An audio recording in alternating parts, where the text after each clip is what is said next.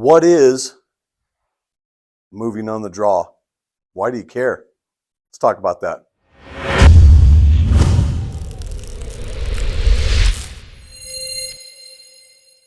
Hey everybody, this is Mike with Personal Protection Academy. Now let's talk about moving on the draw. So what I want all of my students to work up to eventually is get off the X, move from the location to where the gunfight starts. How do we all train? We all train like this, right? Stationary targets, bang, bang, bang, bang. Guess what?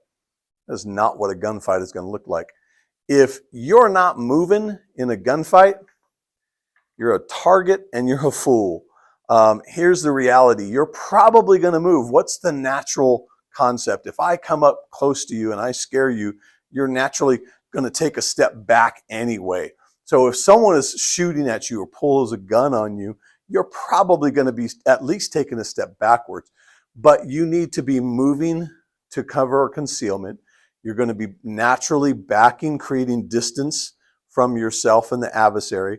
But here's another big issue that a lot of people don't think about is a moving target is a lot harder to hit than a stationary target. So make sure you're a moving target. So even if you are simply taking a step on your draw, at a bare minimum, you're a moving target.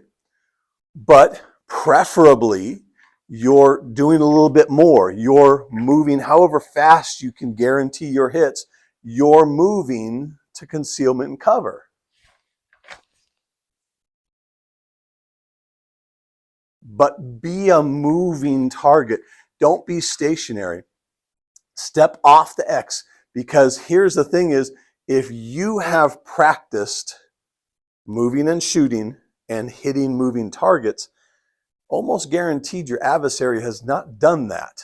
You're going to have an advantage, and that's what you're looking for in a gunfight, is finding all the advantages you can. Whether it's training or cheating, it doesn't matter, but find those advantages, right? So it doesn't have to be complicated.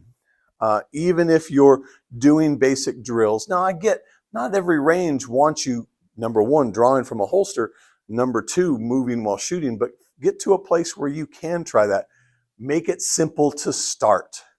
Move at the faces of a clock. I know a lot of people aren't familiar with analog clocks these days, but 12 o'clock to the front, 9 o'clock to your left, 3 o'clock to your right, 6 o'clock behind you. Move to the stations of the clock with just a single step and get started with that.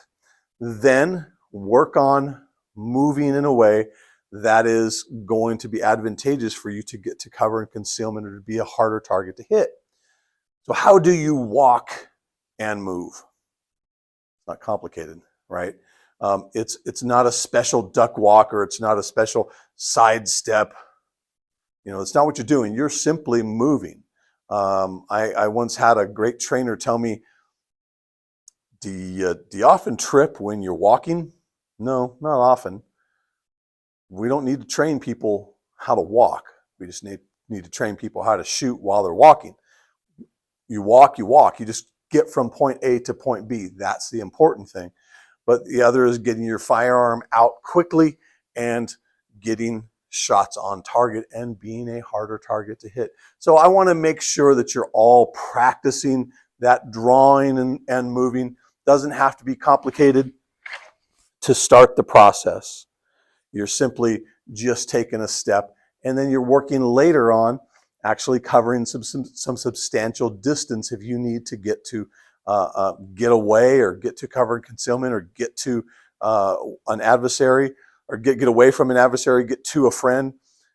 But practice that draw and move and shoot simultaneous. Okay, what do you think about that? Any thoughts on moving and shooting off the draw? Did I miss anything?